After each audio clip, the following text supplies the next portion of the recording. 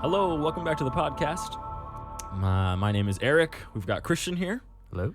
We have Jordan. What's up? And then last of all, we have... I just don't know how to introduce you, actually. Do I introduce as... Well, yeah, you got Mark Sikora. Okay, Mark, thank you for coming You guys back. actually made a small mistake in your last episode. You said I went to jail. It was actually rehab for multiple personality disorder. It was Trevor that went to jail. No, apparently Trevor's me, I just found out. He's not real. Apparently he's not real. Oh, and God. I've worked out for the past 2 weeks in rehab. Yeah. So please don't encourage me to call myself Trevor. Absolutely. Thank you for joining us, Mark. It's been a while. Yeah, it was serious mental concerns happening to Yeah, me. we're enablers. That's we enable. That's what this we do. podcast is all about. I'm a potster. I stir the pot. Today is a listener lore episode. So what we're gonna do is, if you've never done one of these before, we're just we ask people to submit stories written in 40K, and we read them and we critique them. And most of the time we don't like them. Except the ones that I love. Right, except the ones that I like. Those ones I do like. So I wasn't on the last episode, so I listened to it, and it was funny because you guys are like, oh, I wonder if Mark would like this. So what was Mark saying? I just kept thinking, you don't know what the fuck Trevor likes. I mean, Mark. Yeah. It's showing up. So the first one we are going to read today, it was submitted by Brodie. Brodie was the winner of our lore subject category at our tournament that we had. Yeah. Which was like, a month ago? A little over a month ago now. Feels like that, yeah. Yeah, and so we just hadn't had the opportunity to do it. We could have done it last time, but we just wanted to wait till Mark was also here. Mm-hmm. We could all do it together. So We're each going to read one word. Yes, at a time. But it's in a book, so we're going to have to pass You'll it. hear the Pass paper book. shuffle It's every not time. right. It won't be good, but here you go, Brodie. We all wanted to participate. This is the Libra de Venari. The Codex Inanus Venatoris, the Void Hunters. Here's a couple point ideas about them. They have an unknown gene seed. Their original chapter was mostly destroyed by the Eldar while they were in the warp. A very small contingent was found a millennia later on a small planet on the outskirts of the universe that was infested by feral orcs. The planet was a mix of several differing environments, allowing them to hone their skills at warfare in almost all known climates. They were taken back to Belisarius Call by the Mechanicum exploratory fleet. He offered to give them purpose if he would be allowed to experiment on them.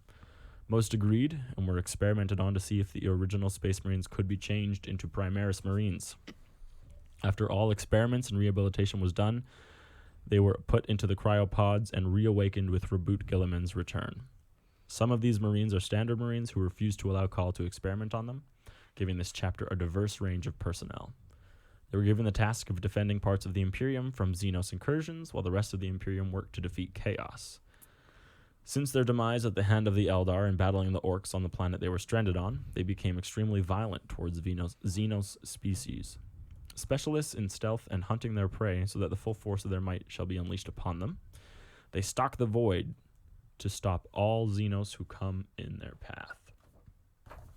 A standard company includes 6 squads of 5 intercessors, 4 squads of 5 reavers, 4 squads of 5 hellblasters, 3 squads of 3 aggressors, 3 squads of 3 inceptors, 2 lieutenants, 1 captain, 3 repulsor tanks, 2 redemptor dreadnoughts, and 3 squads of 3 bikes.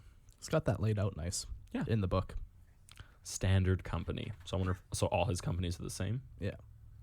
No first, no 10th, none of that. He has a veteran. He does have a veteran, yeah. But it probably is just the exact same. Just technically every intercessor would be a veteran. I'm not sure, actually. Read the next page and we'll find out. Let's see. You were correct. First company. Yeah. The first company.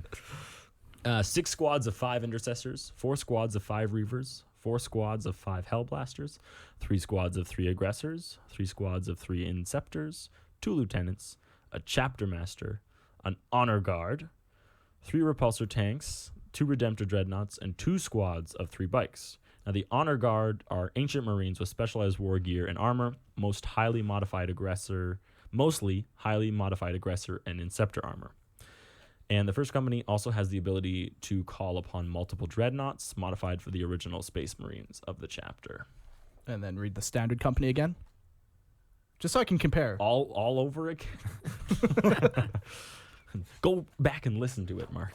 All right. Here is the history of the Inanis Venatoris. The Void Hunters have a storied and sad history, one that without the resolve of being a gene-forged warrior of the Adeptus Astartes would leave any man in a state of mad dissolution. Originally created to sweep the stars clean of all Xenos life one sector at a time, a mighty crusade was mounted with this new chapter at its center. Around their homeworld of Ferrum, in the Ultima Segmentum, the ships poured in wave after wave. Navy crews were readied for a long and strenuous journey through the warp. Astra Militarum regiments bogged down all the docks and ports with their massive numbers and towering machines of war. Even the Mechanicus were assembling a huge fleet in their own right, following and helping this crusade to ensure all worlds were probed for their potential manufacturing abilities and terraforming. It was a glorious sight to see from the viewports of the mighty battle barge, the Venandi, where the high command of the crusade met. All was going according to the projections of the Administratum, and soon the Imperial Guard would be packed away with all the provisions necessary for this long, hard crusade. A small smile worked its way across the face of Heron Thraxis, chapter master of the Void Hunters. Soon he would be able to wage the Emperor's War, and what a glorious war it would be. Deep within the many ships of this crusade, hiding and waiting for the moment to strike, I'm only assuming waiting for the perfect You could assume moment that, yes. to strike, yeah, were the Eldar of a craft world unknown. I knew it was going to be Eldar. Yeah, their Farseer had foretold of a wave of humanity in purple and black that would crash upon them and their many worlds selected for rehabilitation. They knew that to survive and have any hope of reestablishing their race, that this crusade must be stopped. A force was sent out to infiltrate and plant individual constructs onto particular ships, so when the warp drives were activated, the ship would be pulled into the warp. But as they crossed the immaterial plane, the construct would punch another hole through the immaterium, almost as a webway gate to the other side of the galaxy. As insidious as this plan was, the real killing blow was that a whole ship could not fit through this gate, and would subsequently be destroyed and crippled as it left the gate. This crusade was doomed, and this is where the tragedy of the Void Hunters would start. Heron and his first captain, Sajin, awoke in a daze of fire and emergency klaxons. The view from the flat of Heron's back when he finally awoke was dark with red flashes. He shifted his head to the side to see the screaming face and dead eyes of a beautiful young female deck officer who was reaching out to him in an effort to try and possibly be saved, but she would have no such luck this day. Now she lay there dead. Nothing could bring her back, and nothing could make it right. All that filled his head was the ringing of concussions and sounds far away, slowly drifting back to him. Sajan screamed, "My lord, we must leave! My lord! My lord!" shaking Heron from his longing gaze of the woman's screaming face. "We have to get to the lower decks so we can get to our Stormbird. All is lost. None of the ships survived the initial re-entry. We were torn to pieces by the warp." Finally, he snapped back from his almost trance-like state. Grabbing Sajin's hand and pulling himself up, he knew it couldn't have been just the warp. More was at play here, and Heron was going to figure it out. He spoke with purpose and clarity. "First Captain, what is the fleet's entire status? Damage reports and casualty counts." Sajin blankly stared at him and said, "My lord, there is no report to give. We have been broken. There is not a single working vessel in the entire fleet. Not one vessel is operable. We are the only vessel that has the capacity for evacuation even. We have 3 Stormbirds and a handful of escape pods. Our casualties are in the 99th percentile. We have less than 100 warriors that have their life support readouts still online." Heron kept walking, but in his mind and his heart there was nothing but sorrow. So many of his warriors gone. He had trained them from neophytes all the way to full Marines. All his brothers were gone in the blink of an eye, the warp swallowing them up and spitting them out. As Sajin and Heron ran to the lower decks, the amount of death on board was staggering. Panting as they ran, Heron dogged out, "Sajin, we will find out why this happened when we evacuate too." "First Captain, where have we translated?" Sajin glanced over his shoulder and said, "I have no idea. We were spat out, and all of the astropaths and navigators died with re-entry. None of the auger arrays and long-range scanners survived either.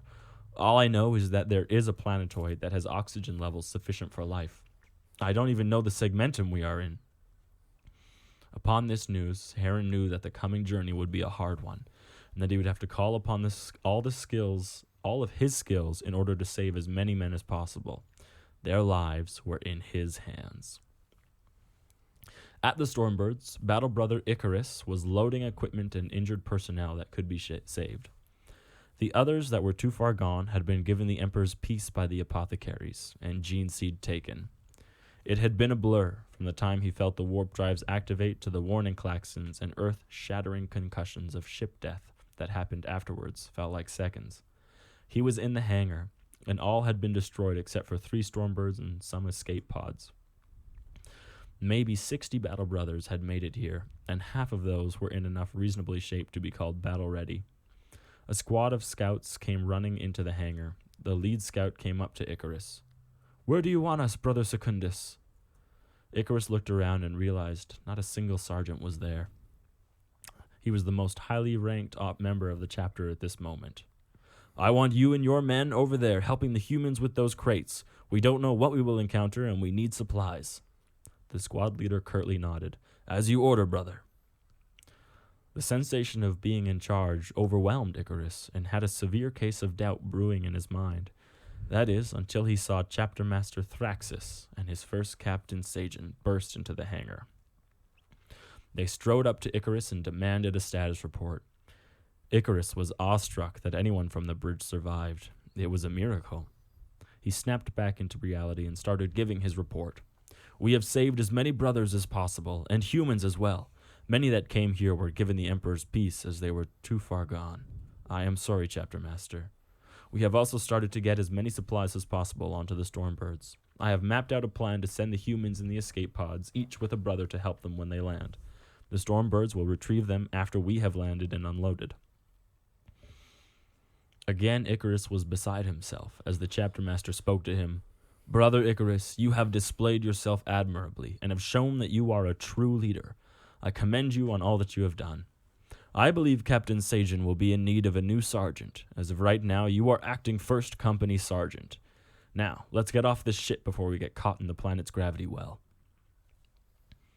As they descended down to the planet, Rynn was looking at a data slate trying to ascertain their full strength. In total, it was abysmal to look at. He had 10 scouts in total. He had 1 normal squad and 1 sniper squad. The tactical squads were even worse for wear, with having only 1 10-man squad that was actually made up of 10 Battle Brothers, all from 10 different squads, lone survivors that were pushed into their new squad as they disembarked the ship. His most numerous fight numbers were the assault squads, with 30 Battle Brothers ready to fight. Captain Sagen only had 5 of his Terminators survive, a mix of close combat and heavy weapons from his new sergeant. Icarus was a standout for the mere reason he had taken charge and organized their entire escape plan, and done so perfectly. This gave Rynn great pride that his warriors could think for themselves and function independently. Icarus also stands out in another way. He dwarfs most of his battle brothers. Even the Terminators he is now with look small compared to his massive frame. "We will have to get him a custom suit of Terminator armor when this is over. The tech adepts will be enthralled with how they will have to overcome this overhauling of armor," Rynn thought. In total, he had 61 Marines left and 50 humans, a mix of guards, soldiers, and Navy personnel. Their mighty crusade had died before it even started. How this could have happened was beyond him. They were the only survivors and had no warp-capable ships, with enough food on the Stormbirds to last gathering up all the escape pods. Things looked very dour indeed. All they could hope for was that this would be an imperial planet with some sort of civilization on it. As he stared into the skies at the many small sky rocks, all he could hear was the roar of the horde around him. The sky creatures that came... What? Sorry, did I skip a page?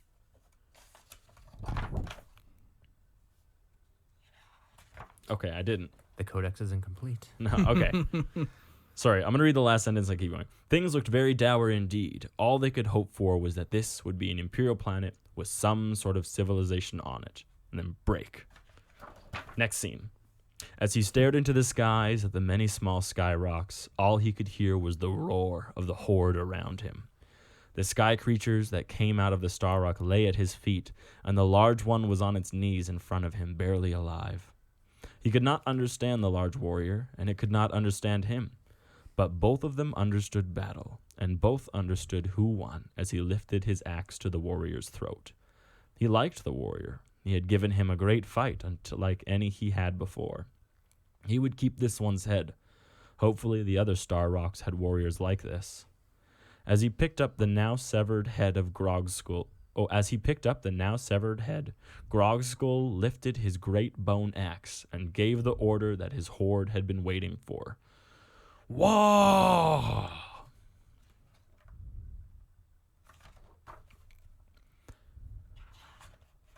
It's been a century, Haran thought to himself, a century of survival and hardship.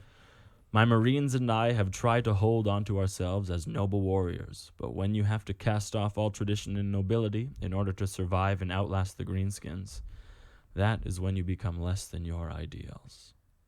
We are devolving, brother, Sajan would have said to him, if he was still here. We are becoming the savages that we hunt and kill every day. He would not be wrong. They ran out of ammunition within the first few months. Packs ran out of power for swords and mauls and hammers just after that. We started getting our human cohorts to manufacture us real weapons with the sharpest of edges. More humans had escaped to the planet than we had originally expected. We would have perished without them in those early days, so essential to our survival, and now the roles have reversed to their rightful order. We protect them, and in return they give us the weapons we need and the food we need, the hunt that we crave. The humans have come to call themselves Haranians, and we use them as scouts. This has been the order of things in the last 3 decades. After 100 years, we have become barbarians. The few brothers that we have lost would be disgusted to fall into barbarism. We are still here, though, still fighting, still living, and that's enough for me. As my sword cleaves through the small orc in front of me, I search the field of battle. This has been a very dark day, and the omen was right. We should not have come here. My eyes fell upon the largest orc holding one of the humans by the waist and chewing on his upper body. This is the one I have come for. He escaped me all those years ago. The scar I gave him is still there, though. Deep and red across his face, it shows how ugly orcs truly can be. He sees me now. Hello, Aaron. Old Aaron the Orkhammer. You've been giving me lots of trouble, my friend. Lots of trouble. The last times we seen each other was what, 20 years ago? The time before that was at least 50 years ago. Every time I sees you, Aaron, you get stronger. I do love the times we spend together. By the look on your face, you is surprised I can talks to you. Sees I took us a Humie last time, and I made him teach me your tongues. I wanted to talk to yous the next time I saw yous. I wanted to tell yous I, the Grogskull, Skull Taker, is gonna kill yous. He was right. I was shocked to see him talking to me. That didn't matter, though. He had killed my friend and brother, Sajin, all those years ago. 50 years now. I have lost track of time. All I know is that this orc is who killed my brother, and I am going to kill it this time. Everything around us went silent, and I saw I was all that was left, and it was me and Grogskull. All my warriors and all his had died. I hefted my sword in one hand and unclipped my hammer from my back. It felt weighty in my hand, but it felt powerful. Well, Grogskull, the Skull Taker, come see if you can take my skull. It will be your last chance.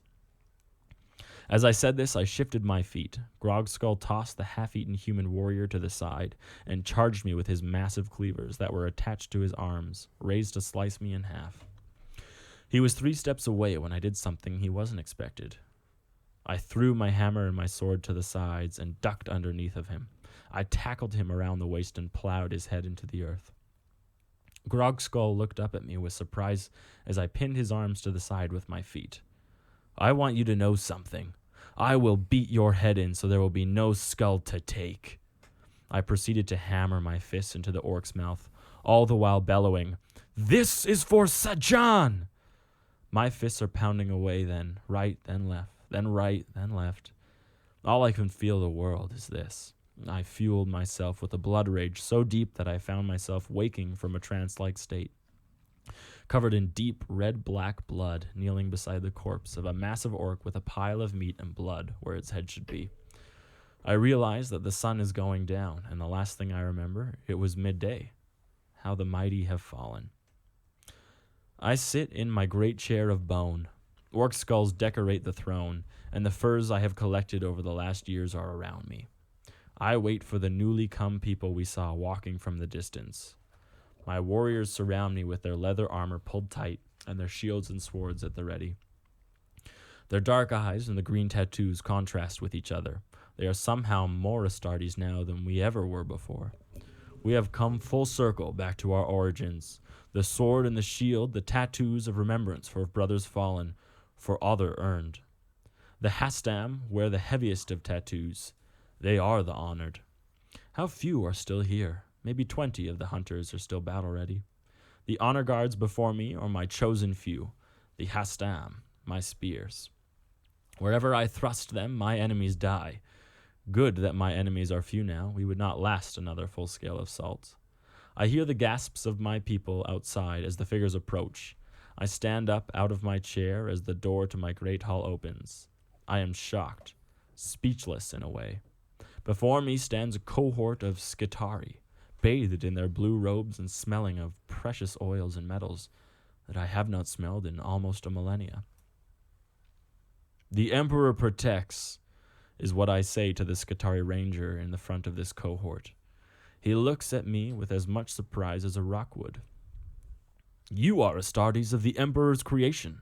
What has transpired here? He canted in a sweet sound of chirps and whir of gears. I am Haran Thraxis of the Void Hunters chapter. We were lost to the warp and spat upon this rock almost 1 millennia ago. We have endured so that one day we would be found and taken back to the Imperium to once again fight for the Emperor.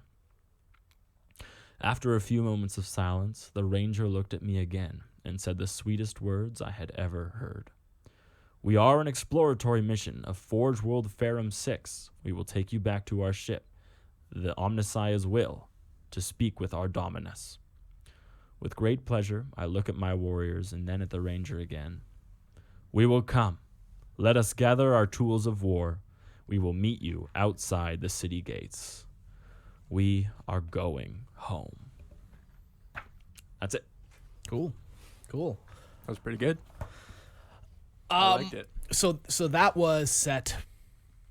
So they came, picked them up, then made them into primary experience, right? Not all of them. Some of them, yes. Yeah. Not even made them into primary Marines, but at the very least experimented on them to On see the what Rubikai. it would take. Yeah. What it would take to actually make them into. Yeah. I assume that because, like, Calgar is said he's the first. He was the first to pass the Rubicon. Sure. I like to think that. Yeah, that is true. That these guys definitely were experimented on, but weren't full Primaris until Calgar. They put in they gave one guy one of the upgrades. Yeah. Right, and they're like, all right, what's it going to take for you to survive this one upgrade? Sure. They do all those experiments. They find what it takes, and then on Calgar, he's the first one to get Everything. all three. Right. Yeah. It could also just be with Calgar, it was super sketchy, so they got these guys after Calgar already turned, and then perfected or experimented on them after to perfect. I like that more than just giving them one or two. Yeah. But either way, I it do wish depends on that how was you want. open to interpretation. Unfortunately, GW has stated, of course, Calgar Calgar has to be the first. Yeah. But it would be cool to have a whole chapter that was completely mutilated and experimented on. Yeah. And what other crazy side effects you could play with, right? Yeah. But unfortunately, that gate is not really open to us. Yeah, Well, that's okay. Yeah. That's okay. I like this. The one thing I really liked was it had the flavor of 40K. There's a lot of words like auger spanners and Augur arrays, auger arrays, and there's a bunch in there where it was 40K words. I wasn't on the last list, so I didn't get to do my opinion. But the one story written by Side, there was just too much stuff that was just that's what we would say oh, his metal ass, you bet your metal ass, or it's a very human saying. It didn't have the feel of 40K. It was just set in 40K. Well, that feels very 40K because he threw in enough words. The language he's using. Exactly. Yeah, it's a little terminology. It's kind of tough, I think, when we have we know what augur arrays are. Yeah. And, we've heard of that before. Yeah. But to describe a scene and then because if you've never what would be a 40K way to say a metal ass? You just wouldn't though. Yeah. Like that But shouldn't be It's a not thing. a phraseology that has Why been not? It hasn't been used before, and especially not with Eldar. Yeah. I don't want to go dive into yeah, that yeah. one, But but no- I'm just saying I like that this one has the feel of 40K. Your Also, Ferris like Keister. Your Keister, that's the one. posterior. Your Ferris posterior.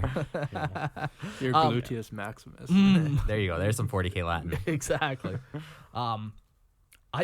I really like when they're just on the planet and like that image of like these super big Astartes wearing leather and wielding swords and shields, fighting Half feral. naked and Ah. oiled up. And Well, only at nighttime, not when they're fighting orcs. But yeah, and like feral orcs on the planet, they're just like doing that kind of warfare.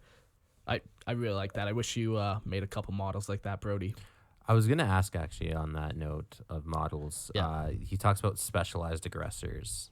Yeah, Has so he actually modeled those? Or yeah, not? yeah, he's made some with lightning claws and a couple with thunderhammer. I think He's he like had cross 3, Terminators with aggressors kind of thing. essentially. Yeah. Yes, Oh, that's cool. The I'm- war I'm gear. for it. Yeah, it looks good. Like, why would an aggressor not be able to hold a thunderhammer? You know, Because the they're a codex better does not fix. allow it. His fists are better. His hands are too He's big. not -1 to hit with his fist mark. well, Yeah. yeah. No, yeah, I like the mixing of saying like, yes, we're better, but you know, It the gi- old ways are still good. It gives a Yeah. downside to the Primaris, which is kind of nice. Yeah. Like from the in-universe perspective of like why they wouldn't want to convert. Sure. Yeah. I liked it. It's nice. And obviously, as you guys mentioned before, it's very well, like it's in book form. It's like a coiled Yeah. book. It's on like high quality paper. It's a book. He It was wrote a book. gift, Yeah. He gave us a And- gift of his lore. Yeah. So it's Yeah, that's really nice. super high quality. We're Is that building his like a- chapter symbol? Yeah. We're building like a good little Awfully collection heretical here looking. from Yeah, from yeah. the We've been talking about opening a PO box, a mailbox, and then also just building a couple shelves on that Yeah, wall so we can totally. just start stacking shit. Yeah, So that might have to happen here. totally. It's a good way to get. Eric, can we get anthraxed. a yes or a no right now? 5, 4, 3, 2, 1. It's a yes. Pretty sure. I heard a yes. I heard definitely it. I heard a yes too. All right. We're all going to be able to go back and listen and hear the yes that Jordan think so. added. Edit it in, yeah. Yep. Yeah. Yeah, cool. Very any other- cool, Brodie. Thank you. Any other thoughts on that? Though I guess the one other thing I'd like from model wise is just a couple of those holdovers of like the leather or fur on his models, like not going like full Space Wolves or something, but maybe have a one. little more representation of it? Yeah, because it's such a huge part of his chapter history, Yeah. and then like they were on that planet for 100 years, and like they, 1,000. did it say 1,000? A millennia. That should be changed, I think, to 100. Right now, you know what? We've got marker and I got ink a right felt now. pen, We'll yeah. just scratch that out. Yeah. I'm pretty sure it was 100. It's a millennia. I think I'm pretty. I heard Eric say millennia. Okay. Yeah, it would just right be cool. here. We were lost to the warp and spat upon this rock almost 1 millennia ago. Okay, sure. Dumb bitch. I don't know if I mind 1,000 years of them just battling feral orcs. And like what he said, now there's only 6 alive, but there's an No. entire human population sprung They up would be around some them. of the oldest Marines. Yeah. They would be some of the oldest. Yeah. Marines. It's extreme. I think They're caught in a 100 Time would have Lord. been. Yeah, whatever. That's not the biggest thing. Whatever. It's upsetting. You know, I'm what personally offended. Personally gets me, you know what offended. gets me even Huh. more than that Huh. is when people talk about going to the outskirts of the universe. Actually, I picked up on that. I was gonna be pedantic about that and be like, "Did you mean galaxy, or does he It's actually literally 100%. mean?" There is like we're all in the same galaxy. We are not at the edge of the universe. We're all in the Milky Way galaxy. Yeah, no, I know, and they're all in the Milky Way galaxy. Yeah, too, that's what I'm in the saying. future. There is no. We've never left. Was that we've just never like left a the galaxy. phrase that he's using, or is he? It's just this isn't the first time I've seen it. This Yeah. isn't the first time People we've always- read a story where they talk the about edge of the Yeah. universe. Yes, they're right. talking about like the universe. Because and people everything. cross universe with galaxy in their mind. Yes, and the reality is those are two very Very different different. things. Science can tell us. Yeah, there's mainly 2 schools of thought. There are. Yeah. One universe and one galaxy. Yeah. Yeah, I'd like to see some like just a couple holdovers, like just very minor, like a leather pelt or Or something. maybe like strapped to his back is his old shield or sword. exactly, or just something super Not on every model, just like on a special character or a sergeant or something like that. Yeah, or he has like the skull of one of his battle brothers. Yeah. He's got like a story about why he's carrying it or something. Yeah, because like or they even do like they did like tribal tattoos or something like that. Yeah, like they have tattoos. have a helmetless guy and have that on him, but only have one that has that on him. It's just something like that. Yeah, and then right next to it Tie is a little an more of the 8-pointed lore. star. Yeah, of course, that's what you need. Yeah. Right? No. The chapter symbol is 4 Oh, pointed sorry, star. a 4-point. Apologies. That's what I was saying is awfully heretical. Yeah. Well, this is if you flip the chapter symbol on its side, that X. What is that? The assault marine. The symbol. assault marine. Yeah. So he just flipped it, and now it's the It's a assault marine vertical. symbol, but it's an actual cross. Yeah. Cool. Yeah. Hold Next on. story. Oh, Quick thing. I think that break was that supposed to be a flashback? Is that why there's an awkward I don't narrative know. There's break? a couple awkward, like not awkward, but it's just because I hadn't read the story before. Yeah. Like there's just a couple. that's things how I where pictured it in you my need head. It to was understand. Well, like one flashback is from the perspective of Grog's skull. Yeah. Right, and he's talking about the sky rocks, which was like Drop pods. the drop pods, or I think more stormbirds and escape. sure. And escape Oh yeah, pods. because that's what he had. Stormbirds. Yeah. But like that's from like the perspective of an orc, and then there's also the last little bit is from Heron's perspective, but he's like it's internal dialogue that he's doing. Like I sit upon my great chair of bone. So there's just a couple changes in like tone and like meter that happens. I don't know. I don't know if any of them are flashbacks or not. I don't think I can glean that. Well, yeah, that's how I kind of like. That's why it was kind of a sudden stop. I don't know. I like to picture things cinematically in my head when I read it. Oh, most people do, I think. Sure, I'll give you that. Shall we move on to the next story? Yeah, take it away. Yeah, your call, brother. So this one is from Eric with a C. He's obviously spelling his name wrong, so you can just go ahead and correct that. And it doesn't have a title, but it is the Let's call it the 265th Mechanized Infantry Regiment Force Organization. That rolls off the tongue. It does. It just The MIRFO, the MIRFO. Oh, yeah, the MIRFO. the MIRFOs, Yeah. The 265th MIRFO. renowned Imperial Guard Regiment of the Galaxy. Yeah. All right. This one seems very technical, just as a warning. Preamble. Imperial Guard officers hailing from the planet Mulbrick, situated in the Ultima Segmentum, formed a mechanized units as a fast attack and response force to combat hardened lines of defense, and a rapid reaction force to intercept an advancing force. The ever-changing nature of war demands units that can be on the move quickly and efficiently. Every guardsman is issued a lasgun, or, the case of troopers with special weapons, they are given a special weapon. Which makes sense. They are troopers with special weapons, yes. What, do they give them like good names? What makes them special? Like the special weapons. They have special weapons, yeah. Don't think about it too hard, Mark. So what? Are they painted differently? Special weapons. No, it's the special weapons that make them special. Yeah. And that's why they're called special. It's circular logic. I don't know why you don't follow this. What came first, the title or the special The weapon? special weapon. Anyways, the standard uniform for every guardsman, whether or not they are combat arms, is a brown flak vest, helmet, shoulder guards, cloth and nylon, green uniform, and black boots. On every guardsman's left shoulder guard is their regiment's respective number identifier. And on their right guard is their unit symbol. Rank is shown upon their armor on the right collarbone with black ink, and when they are out of uniform, the rank is sewn on their right collarbone on the uniform. Along with the weapon, they are to carry all of these on their webbing at all times. 3 las packs with 100 shot charge, 1 compass, an individual medical kit, waterproof paper, weapon cleaning kit, and 1 quart canteen.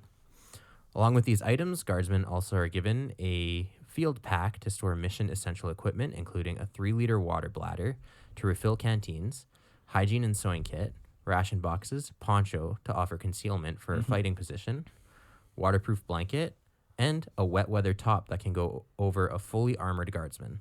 That's what I take with me every day. Every day. Yeah. It's the essentials. Yeah. Just the essentials. With this specialization in mind, squad makeup was arranged to combine equal firepower and maneuverability. The assault section, or A section, consists of 5 troopers and 1 corporal, armed with frag grenades, 5 lasguns, and 1 grenade launcher. The support by fire section, or B section, consists of the squad leader with the rank of sergeant, 1 corporal, and 2 troopers. B section is equipped with 1 Bren gun, manned by 2 troopers, 1 grenade launcher, used by the corporal to mark targets, and 2 lasguns. The lasguns, which belong to the assistant Bren gunner and squad leader, totaling in 10 guardsmen. Each squad operates out of a chimera, crewed by 3 dedicated vehicle crewmen, and not infantrymen like other regiments. A standard line platoon consists of 4 squads of infantry and 1 command section. The command section includes the platoon leader, staff sergeant, and 3 troopers. In the command section is 1 medic, radio operator, platoon leader, and platoon sergeant, all armed with lasguns, and also a special weapons trooper armed with any special weapon, depending on what their mission entails. A full-strength platoon has 57 guardsmen, including the chimera crewmen. When the platoon is on the move, the command section will split its personnel between the 4 chimeras, negating an incident of a chimera to be destroyed. I lost my place.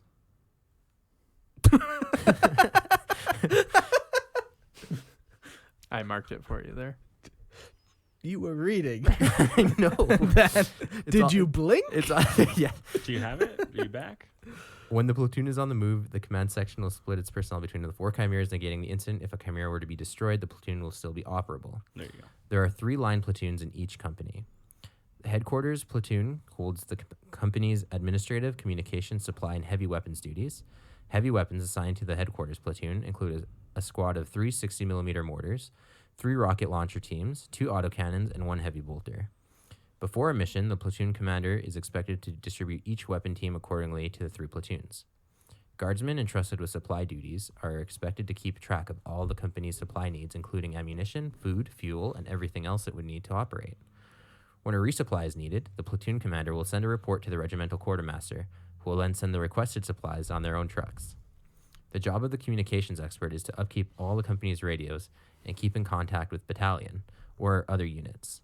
Lastly, guardsmen in charge of the administrative side of the company keep count of casualty numbers, promotions, and enemy contact reports. Headquarters sections are assigned 2 supply trucks and 4 chimeras. Companies are led by a captain, an executive officer, and a master sergeant who is entrusted with the morale of the enlisted and also to relay information relating to the guard in the company.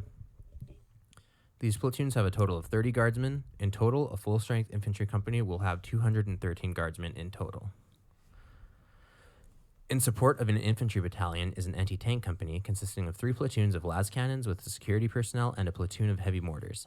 Similarly to the headquarters company, this company is expected to divide their las cannons between its sister companies providing anti-vehicle support. One anti-tank squad consists of 10 guardsmen armed with 1 las cannon crewed by 2 troopers and a corporal with las guns, 1 rocket launcher team with 1 corporal and a trooper, and 4 troopers with las guns and the squad leader. The priority for these guardsmen is to man blocking positions and ensure that enemy armor can't operate. Other gear each squad is issued are crack grenades and mines. All guardsmen are well versed in the operation of their weapons, have a deep understanding of the creation of cover and concealment for their weapons positions. 4 of these squads make up an anti-tank platoon, with the command section attaching itself to squads of their choosing. The AT command section consists of platoon commander, staff sergeant, radio operator, and 2 special weapons instead of a medic, saying that they will be attached to a platoon with a medic. Guard officers decided that the distance he would have to travel in between each gun position is not worth assigning 1. Standard operating procedure says that 1 platoon of an anti-tank personnel is to be attached to a line company and support it in whatever area of operations they are assigned. Being that there are 3 line companies, whatever area of companies per battalion, this company can dedicate 1 platoon for each company. The anti-tank company's headquarters platoon is not arranged the same way as the line companies, saying that its platoon are split between its sister companies. This platoon consists of 3 heavy mortars that can be called in to decimate reinforced positions and heavily armored enemies. Other than these weapons, the headquarters platoon is a mirror of other platoons of its kind, minus the heavy weapons. The HQ platoon then consists of 20 guardsmen, somewhat similar to a line company. Adding up to the 3 line companies and 1 anti-tank company forms an infantry battalion. This formation is commanded by a major, his or her command staff, senior sergeant, who receives reports regarding the enlisted, and a ministerium chaplain. The priority of the battalion command staff is to delegate mission essential information, assign operations to its companies, keep count of troops and equipment, and to know the disposition of its troops. 25 cooks are also attached to each battalion, who are to provide warm meals for the troops when they aren't on prolonged mission. A platoon of guardsmen act as security and are often sent to escort leadership when they are heading to or from an area of operation. The number of personnel in an infantry battalion headquarters is 70 guardsmen of varying jobs. One infantry battalion consists of 835 guardsmen. The final and largest formation of guardsmen is a brigade led by the lieutenant colonel and his command staff. This formation has 3 battalions under his command. The brigade headquarters is the same makeup as a battalion HQ at full strength. A brigade is a force to be reckoned with, numbering 2,576 guardsmen.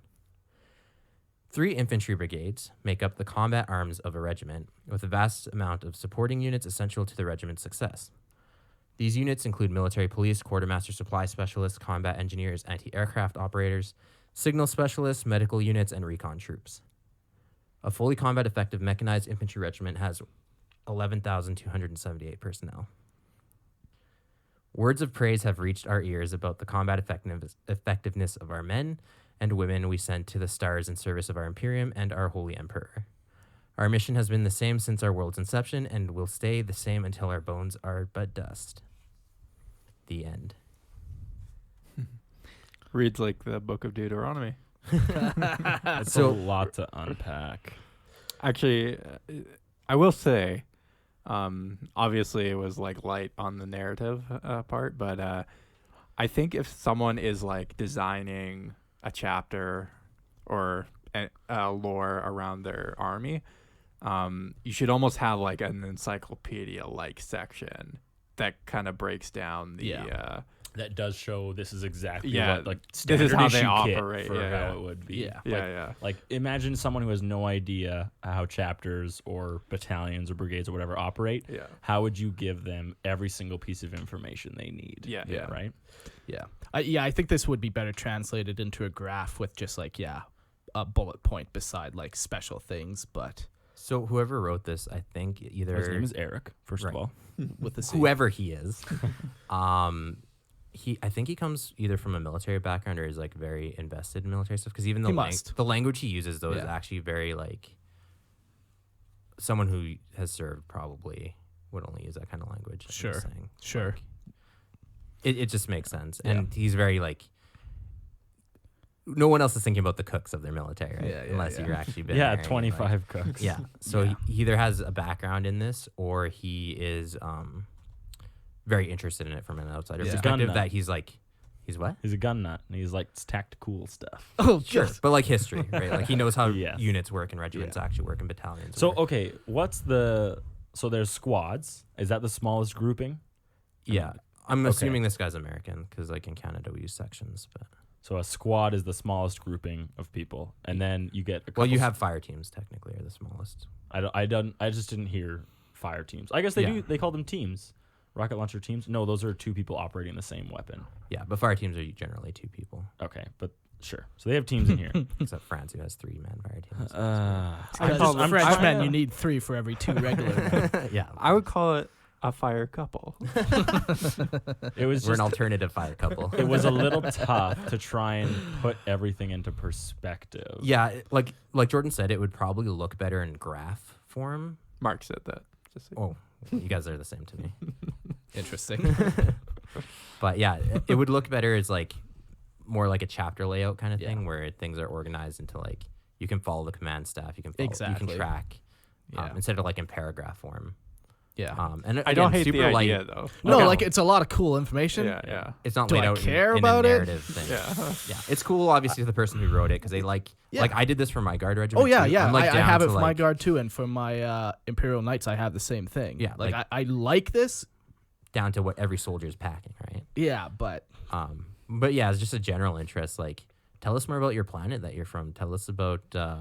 Yeah, they were incepted with, like, obviously there was a reason. The mission has been the same since the world's inception. Like, what was the It's the same story as of every the guard planet's regiment, to inception? fight and right? Like, yeah, like what happened? Yeah. Or like, did they pull from the people's population? Like, is do their you- planet super flat and like spread out? That's why they're mechanized, so they could get Yeah. around. Is there a like- reason? well, they that are you a seem rapid to- reaction force. Sure. But that does that come from on high? Is that the Where planets? did you see that? At the very beginning. Yeah. Oh, okay. Yeah. Yeah, it just would have been nice to have one paragraph about some of that history and not details of. I don't mind the details personally. I don't but either. In audio content, Yeah. like I'm just reading off stats more than like a story. Yeah. Again, I personally don't mind it, but there's some aspects of it, like the very beginning where you talk about like this is standard issue for the guardsmen. You describe like this is where their unit symbol is. This is where their number identifier is. Yeah. Like I can picture Yep. an individual wearing this stuff in my head. Yeah. But when all of a sudden you go from squad to squad to squad, it gets tough and all jumbled in my brain. Oh yeah. I can't handle that. The one thing I do like, and this is my final thought, is I think he did a good job with the scale of it. A lot of times, like it's hard to comprehend like the scale of 40K, but like this one regiment has almost, it has over 11,000 people in it. Where typically when you see pictures of the battles, you just see like the 40K tabletop and you see 50 guardsmen. You don't. I have it's a hard counterpoint to that. So you think he did a good job? I think he did a good job with the scale. Yeah, like so the issue comes to.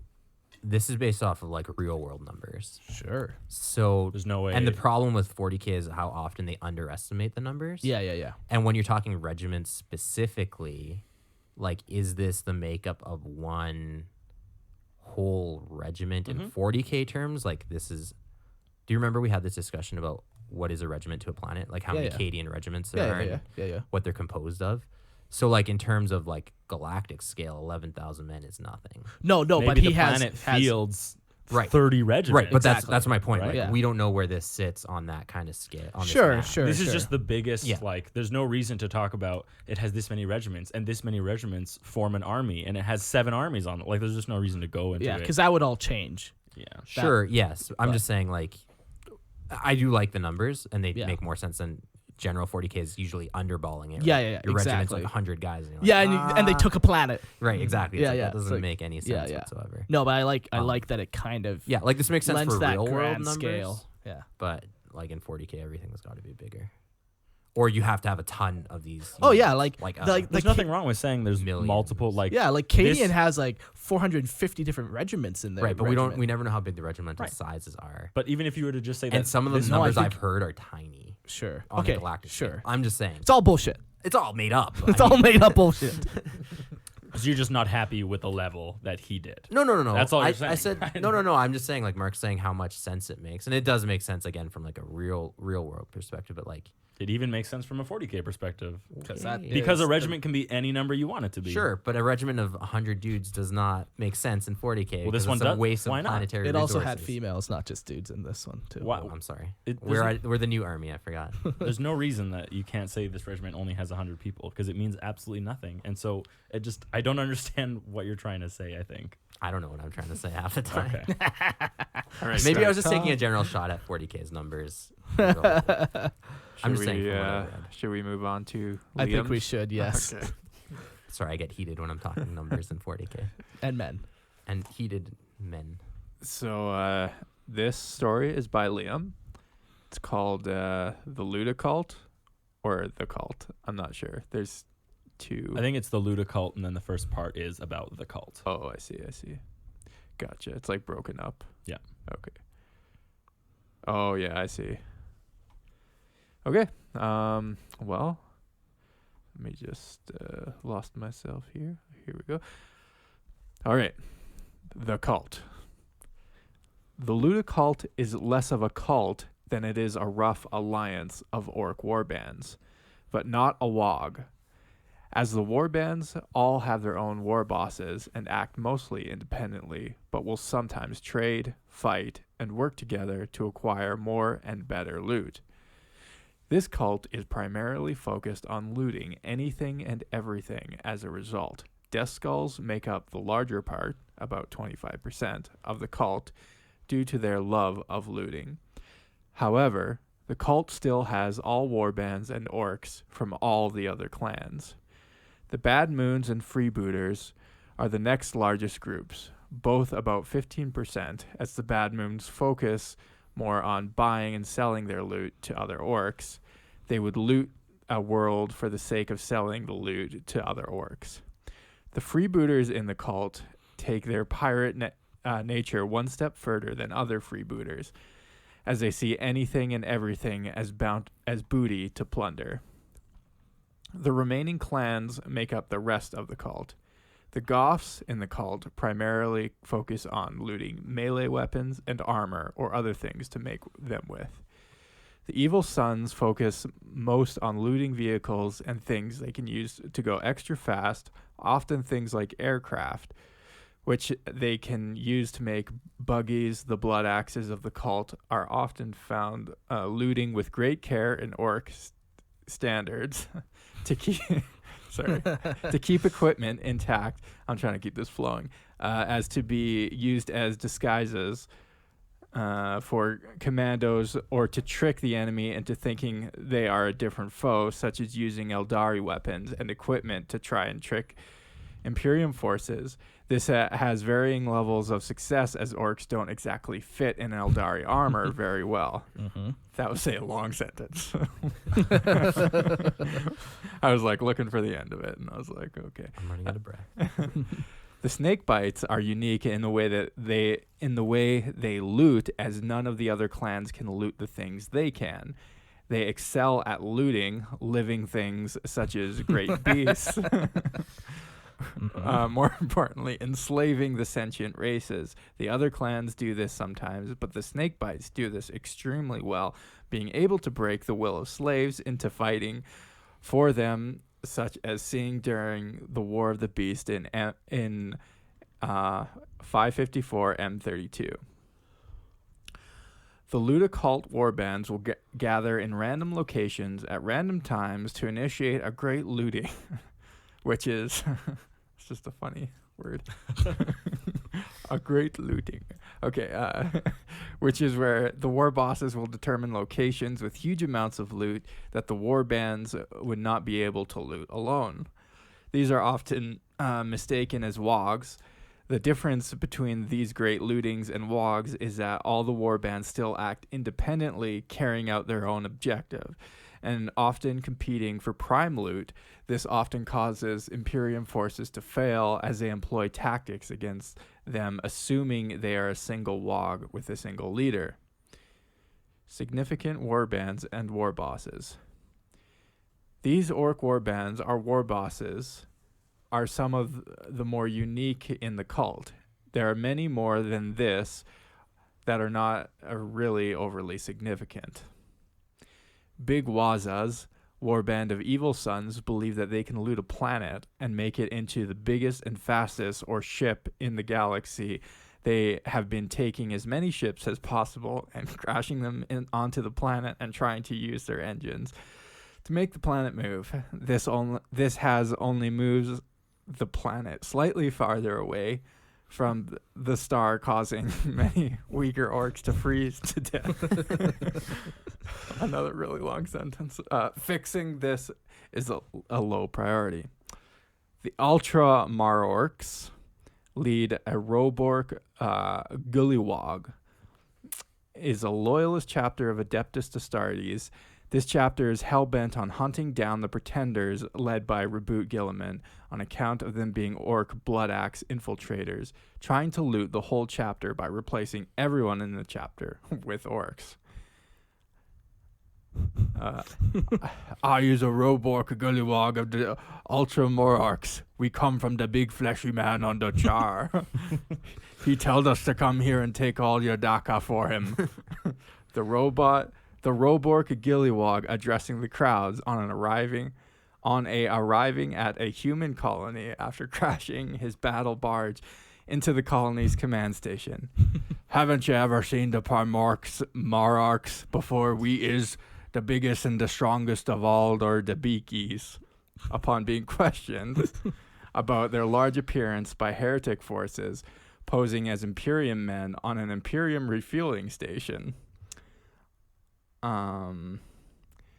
Wazog Fast Killa is an evil son's war boss who insists on using vehicles to go fast, is cheating, and insists of running into battle. Wazog scours the battlefield for footwear and equipment to go faster. Oogzug is the most prominent of the Goths war bosses, leading the Tingits. Ugzog was critically wounded in a battle against Akila Khan piloted by a grot who he had bullied all his life. Uzog saw this as a sign that Mork wished for him to become a deaf dread and show orcs, that upgrades are great. Once he got his deaf dread, he murdered the Killa Khan and wears the grot head on top of his dread. Uzog's warband specializes in both cyborgs and dreads. The Arm Boys is a warband of snakebites, known for their mushrooms that make them have extra arms and slight purple skin, whose leader has never been seen except by his fellow Arm Boys. The Arm Boys are known for cultivating and consuming an absurd amount of mushrooms, which no one has ever seen, and feed to orcs lucky enough to be chosen. I think fed to orcs lucky enough to be chosen. The orcs who are choses always come back from the secret mushroom caves. Sorry. I feel like an orc wrote. Yeah. Different. Okay, I'm sorry. The orcs who are choses always come back from the secret mushroom caves differently. They suddenly will do anything the Arm Boys say, and the spores they produce make special orcs who sometimes have 3 arms and slightly purple skin, which outside of the Arm Boys are normally killed as they aren't orky enough. These Arm Boys loot any and all living things or biomass. They can send them off far away to top secret locations. Many of the orcs in the clan dislike the Arm Boys, but no one has managed to ever kill their leader, and they don't seem to be doing anything nefarious. Oh, well, thank you, Liam, for the cult of Loota. The one thing I really like about this, because this is a critique about 40k orc lore, is how there's only one cult, the cult of speed. It never quite makes sense to me. We talked about this, Mark. And you never won me over. No one's ever been able to win me over. Why is there only one? Well, that's a need problem multiple with cults? you and not a problem with anyone else. Yeah. Well, no. No. Fix yourself. The lore is fine. Fix yourself. No. You agreed, don't I you? do. Yeah, Eric No, agrees. why? It's weird that there is only one cult. Yeah. Why? Because Why can't there be one? Speed cult? doesn't seem to be like the only factor for like the need for a cult in orc culture. Yeah. Like Who why says? why on one edge of the galaxy is there a cult of speed, and then also in a completely unrelated instance of orc growth, they also develop their own cult of speed. Yeah. But there's no such thing as the cult of explosions. Yeah. Or the cult of mutilation or whatever. Like the cult of anything can be created. Yeah. So. And There's like no it's reason just like for their if own you Right, like but why do they only have the religion of Gork and Mork? Too? No. Why But is like that, here's the thing: inherent like to them? That's if a you little like going different. fast, why are you not just an evil sons? Because that's what evil sons like to do. So why? Look, it's not my favorite position. So, I'll admit, but there's you no agree reason it with shouldn't exist. No, I'm not saying it shouldn't exist. I'm I just saying think there should be others more. should. Yeah, like I like that there is the cult of Luda. Yeah. Like I like that. There sh- There shouldn't just be There's nothing one. wrong with the cult of speed, but you should not say there's only one cult, and you should say that there's avenues open for other cults. Yeah, which is never said anywhere. So Liam, I can't remember my last position on this, so I can't even argue it. Because I kind of agree with you, but I know it's wrong, and I don't know why. Okay. We'll revisit this Sounds later like when I we're have not time to wrong. sleep on it. no, so Liam, no, I like it. Obviously it's orc stuff, so it's always super funny. I really enjoy listening to Jordan giggle. While he reads, yes. It was the long run-on sentences. What I really like is, so in our last orc episode that we talked about, we talked about when specific war bosses lead wogs and how the face of the wog changes depending on who's leading it, right? Yeah. And I kind of like how, I don't know, like we must have had this for a long time now, right? Oh yeah. It's not like this was given to us after that episode. No. But he kind of latched onto that same idea. Yeah. right? And that same feeling when he's talking about how like people mistake it for a regular walk, but really like it's not, and there's like a difference between it, and this is the difference is that there's actually multiple different people trying to vie for looted things. Yeah. I like that. That's like I think a decent portion of being and writing in orc lore is differentiating between the fact that your WoW looks completely different from someone else's. I think it's cool to share what your individual one looks like. Yeah. Yeah. And obviously these all would translate so well onto tabletop, which is what I always kind of like too. Yeah. Like just the conversion possibilities. Like the ultra more orcs. Yeah, I want to see that whole army like, realized on tabletop. Exactly. Like it's just I typically appreciate grim dark orcs more than comical orcs, but I still like comical orcs. It still is enjoyable. Yeah, there's like you can like both. No one's saying no, I can't. No, you can't. No, I'm a singular. There can only be person. one cult of speed, and there can only be funny orcs or angry orcs. Yeah, I see. Pick one. I don't live in your small world, Black Christian. and white. Closed-minded. Yeah. Looting sentient species is always fun. That was a in wild here. one. The big beast that they loot. And the snake bites break their will. Yeah. Good times. Yeah. I don't know. It's just simple. It's kind of orc hard lore. to screw up orcs too, right? Like they can be so wacky that like it's hard to break lore with them unless you say something completely out of left field with them. But even then you could almost explain a reason why. If you come up with a good reason for them doing something, you can make it up. Sure. Like an orc Gulliman, for example. Yeah. I liked it. I enjoyed it. I enjoyed reading it. Did you, Jordan? It was a ride, that's for sure. Those run-on sentences keep you guessing. Any other thoughts? The mushrooms are fun. It's all fun. Oh yeah, I think Mushrooms are fun. I don't know if I'm reading into it, but the in Warhammer Fantasy they have the goblins with like the spider goblins who have like 6 limbs. Yep. Is that what is he trying to include those in his army, which is why he's got the arm boys? That's what I read into it. What was this guy's name? Liam? If you're listening, if you want to reach out to us and let us know. It's like if he just uses those in a couple of Yeah, his is that novels. like what his idea was behind? That was the only one that kind of stood out to me as like borderline heresy. Okay. But other than that, Interesting. even that, like if he's got a good explanation, orc. that's all you need. Yeah, that's his explanation. It's orc. Cool. Moving on. All right, I think we're done with that one. Thanks for sharing. Now we'll go on to William. So this is called Vengeance for Rynn's World. The Loki sector 018.M42. For the first time in over a century, Pedro Cantor and the Crimson Fists were embarking on a crusade. A crusade of vengeance against the filthy green-skinned Xenos that had almost caused the complete inhalation of this prolific chapter. I'm assuming it's annihilation. No. There's no underline, squiggly underline. That's the word. They inhaled it. Following the large-scale reinforcement by Rebuk Gilliman during the Indominus Crusade, the Crimson Fists were back to near full strength. The force, led by Pedro Cantor, the chapter master, is made up of the First Crusade Company. This includes a name of the Crimson Fist. Eustace Mendoza of the Crimson Fist, Chief Librarian. We got another name, the Chief Apothecary. We got another name, the High Chaplain. Curian Droga, the Chief Apothecary. Yeah, I got that part. And Markoi. It's QOI, so I think it's a hard K sound. Anyways, Marquois or Markoi Tomasi, the High Chaplain. Several lieutenants. He didn't name these ones, though. They're not as important. Just so you don't think I'm skipping over these ones' names. Yeah. Led to the rest of the force, which comprises of the surviving veterans of the chapter, the remaining dreadnoughts, and a large number of new Primaris Astartes. The Primaris Marines, although untested in battle, are all clad in the new Mark 10 Space Marine power armor and are carrying an array of new weapons, with which the Crimson Fists are eager to bring to bear.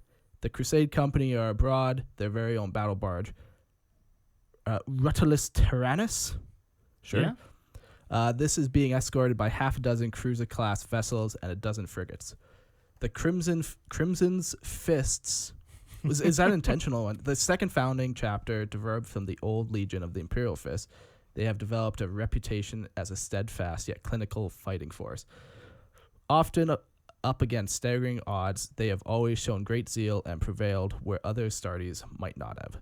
They now carry with them lessons learned from recent times and a focus on the bigger picture rather than personal glory. The Crimson Fist's first target is the planet of Bad Landing, captured by the Orc prior to the invasion of Rynn's world. The planet's communications facilities and airports are the first to be hit, followed by the radar stations and the supply depots. With all these cleared, the way will be paved for the supporting troops to land. Once Bad Landing is taken, they will push on, take back the entirety of the Loki sector in the name of the Emperor. So he actually sounds like he's doing a narrative campaign, and that's kind of the setting for it. And then he has missions. So read those. Mission 1, Orc communication facility. Crimson Fists have to hold key objectives at the end of the 4th round. If they do so, they deploy the last but get first turn in the final battle. So mission 2, Orc supply depot. Crimson Fists have to destroy the Orc supply dumps. If complete, the Orcs are limited to 2 heavy support options in the final battle. And mission 3, the final battle. Kill points with extra points awarded for the Slay the Warlord. The scene is set based on the results of the first 2 games.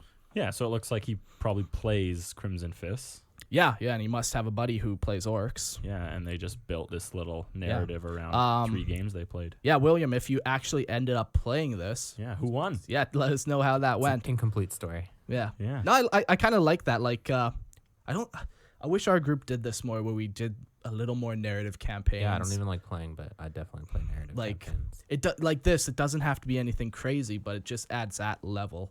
You gonna write them? Oh yeah, I'm a great wordsmith. Yeah, it is fun to do them like that. Yeah. There's a little bit of more meaning when you do them, Yeah. but there is some effort involved, and obviously, Oh yeah. William wrote this with the expectation, like he included his chapter master, and it looks like the Crusade Company. So his chief librarian, he has his chief apothecary, and a high chaplain. I'm curious how many of those are real, because I know obviously Pedro Cantor is real. I know the First Crusade Company's real. Yeah, but like, is he led by Eustace is Mendoza. Eustace Mendoza? Yeah. Yeah, he is. Okay, I nice. just Googled it. And Kyrian Droga. Chief Librarian of Crimson Fists. He was killed during the invasion of Ryn's world. Ah, So hold on a second. hmm. Does he got Primaris Marines coming into this? Yeah. Because they're taking it back. No.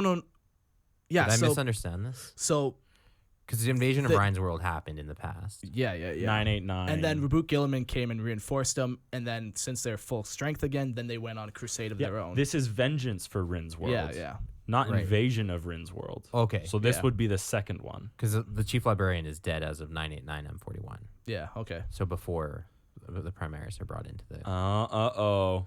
Fucking we found... William. you thought you were going to get away with Tisk, it, you son of... tisk. Kyrian Droga is the chief apothecary of the Crimson Now I have to Fists. look them all up now. His fate after the invasion of Ryn's world is currently unknown. It'd be kind of cool if you would say he was lost upon that world, and they came back, 20 years later, and found him. When was the Battle of Ryn's World? I'm assuming it's 989 M41. I guess. I was just on the bio page, so I don't know if that's actually the battle or the date of his death. Mm. You're making us fact check everything. Yeah, all this is going to do is make us go a rabbit hole and make sure every single Every one is... detail is correct. See, that's a perfect example of why it's so tough, borderline not good, to write about established lore. Yeah. Is because if you make one mistake, Look what you just did to us. you can't claim. I hate this story. this This is the worst story I've ever This read. isn't like a problem with William or anything. It's just Yeah. like you got to be very Careful. specific and careful, about what you're writing. and 'cause then what a quick happens search. when so he writes this, and then GW ninth releases a edition book. it comes out and they override this. So Right, there was exactly. no Crusader company. It's just like that's a little unfortunate, but his story would still exist. Again, it's not to say not to write it. Some people can come up with some really cool alternative yeah. ideas, like, what if Rebukliman did this, or Yeah. what if Calgar did that? yeah. Yeah, so 989 But it's not M41 was advised. the invasion of Ryn's world. I didn't know it was like right recent. Yeah, me neither. Well, I thought it was recent. older. I mean, Yeah, we're It's still like 200 in the 1,000. future. No, it's more than that. But I mean, we're 200 years past 999? 40K. We're 40. No, it's just like Two. it was 999 for so long that it wasn't 999, right? Like 989 M41 was probably like 1,000 years ago compared to where we are now, because there's just added years in the middle that they just like blanked out, and we're like, all right, we don't know when this happened. Anyways, I know what you're saying. In M42, I don't agree with it. Ryn's world is engulfed by demonic armies spilling from the newly formed Great Rift. So this would be after the Great Rift. Obviously, it's in 018 M42. It would. You should have taken a look, because there's demons on this planet. Just the plot holes are just coming out of the woodwork. Yeah. So I like this. I like the idea of it, but it's so easy to poke holes at. Sure, and obviously And it's not you're fair. playing It's not super fair of me to do. No. But you submitted it. Exactly. You're opening yourself up for criticism. Yeah. there's even a map of a portion of Ryn's world. There's a map of Yeah. Ryn's world. Very cool. Yeah, I heard Ryn's World, the book, was very good. They did a good job with Space Marine and citizen interactions, because like there's Pedro Cantor, and I forget his buddy's name. They're following around like. Would it happen to be Eustace Mendoza? No. But yeah, they're following around like and protecting like a squad of humans during this whole invasion. It's very cool to see like that interaction. I might pick it up. That actually interests me a lot. Yeah, it's good. I hear. And only ever will hear, because you'll never know for sure. Yeah. You'll never read it yourself. No. Marquis Tomasi. I'm not getting anything on Lexicon. Yeah, I for tried that. Googling that one too. But Cool. Yeah, William, you should let us know what happened. tell us if you won the battle against the orcs or not. Did you recapture Bad Landing? Yeah. Did the demons show up? Oh, wait. Okay, so Bad Landing is a different thing than Ryn's world. Yeah, like they went on a crusade, and the first planet they came across was Bad Landing. Yeah, Ryn's world is okay. the Crimson Fist's homeworld. Yeah, it's their homeworld, but it's now covered by demons. Good. Well, not covered by, but it's been assaulted. Infested? It's been insulted by a couple demons. And then also after being assaulted by orcs. Yeah. Right, but the Indominus Crusade did save them? Probably. Anyways, yeah. Anyways, William, tell us who won your... I just found the chief apothecary of the Crimson Fist? Solarian Daddy? Verandis. No, your daddy's not. Kyrian Droga just disappeared in 989 M41. So he was... We're just like fact checking all this stuff. He's like, I regret submitting that lore so badly. I'll never do it again. Anyways, that's... Listen to Lower Limb Yeah. number 7. Number 7. Anyone else have any more? Eustace Mendoza is a chief librarian. Did we do that one already? Yes. What was the other one? That we was were the looking first for? one. Nothing. Marquis Tomasi doesn't exist. Sometimes they don't have an article. Didn't Yeah, exist. he does exist. He's a high chaplain. Deceased. Son of a As bitch! of 989 M41. Marquis Tomasi. Date of death is 989 M41. That sounds about right. Sounds Killed like in the Rynn, invasion of Ryn's world. sounds like Ryn's world Kind of fucked over the didn't top. have a great time. Did not have a great time. No. Yeah. So it looks like he's kind of writing a story where all these people were alive during the invasion of Ryn's world. But a lot Maybe of them we're have misunderstanding it. disappeared. Yeah, it's very possible that we're misunderstanding something. Oh, what are we misunderstanding? There's You like just- a time frame that's Yeah, wrong. like is he skipping over time that we are No, seeing? you know what? So there's one line following the large-scale reinforcement by Raboot Gilliman Yeah. during the Indominus Crusade, which happened in M42, Yeah. which is after the invasion of Ryn's all world, these in which case characters are 3 of dead. those guys are dead Yeah. or disappeared. I'm pretty sure they said. Kyrian Droga is Confirmed. just unknown. Okay, well, 2 out of 3. Yeah, 2 of them are dead. And don't even get me started on those several lieutenants. Are they? They're Primaris lieutenants, obviously. There's so much variety I now. love that this happened, to be honest with you. I wasn't expecting to go down this road, and I'm glad. We could. It's one of the first times I think we've actually been able to fact check someone's listener lore. Yeah, we don't really do that too often. Well, but, it's just- But when it's- you give hard dates, Yeah, it's Hard tough. dates are named characters. named characters, you kinda, hard like, put dates, yourself in a and like hole. a very prominent chapter with Yeah. a lot of information written. Yeah, it's also we did it a little bit during the Dark Angel story last Yeah, listener lore. yeah, Yeah. We talked a little bit about how it's kind of tough to write in established lore, and this is even what is even more involved in Yeah. that, right? Like, yeah. Stepped on a couple landmines, William. I wish this wasn't the last one we did, because I don't know how many people are going to listen this far in. This is good. I like this. This is why I do this. It's the thrill I get. by telling people it's wrong. God. Well, thank you for submitting your stories, guys. As always, send us an email at lorehammerpodcast@gmail.com. I read online that it's a common courtesy that if a podcast reads out your lore, it's common Send a tip. courtesy to send a tip of $5 to our Patreon. Where'd you read that? The Mark Sikora's Wikipedia. I blog.com. totally agree. Yeah, Yeah, I you read that heard- article too, right, totally Jordan? heard- yeah, Jordan I read read that too. Yeah, Yeah. it's, Read no, it it's somewhere on. Was it from the travel blog of Mark? Yeah, it was somewhere on. Yeah, I read that too. That sounds about right. So just keep that in mind for all you people that we've read stories about, or for. And you know what? I've heard that if you give extra money, your story goes up the waiting list. That is I- unconfirmed. Unconfirmed. No. We do not accept bribes. I am easily bought. Lord Hammer is not. Mark is very easily bought. A blowjob and a bag of chips. That's all. All right, guys. Thanks for listening, and we'll see you next episode. Take it easy. Peace.